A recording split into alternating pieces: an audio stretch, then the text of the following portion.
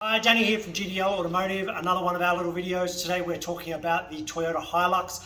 The TGN model is what we're looking at. It's the petrol 4-cylinder. It's a coolant leak, super common problem on them.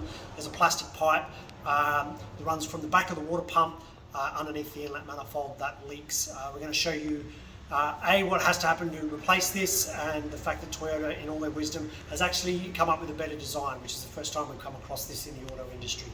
So what we're looking at today is the TGN Hilux. It's got the 2TR FE engine that we're talking about here. That is the 4-cylinder petrol.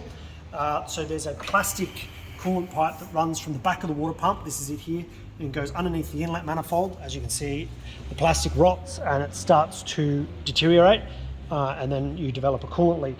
So in 20 years in the industry, Toyota is the first company I've ever come across to actually improve the design after the manufacturing process, and they've changed it to a metal pipe as a replacement. So in theory, once you've done this once, you'll never have to do it again.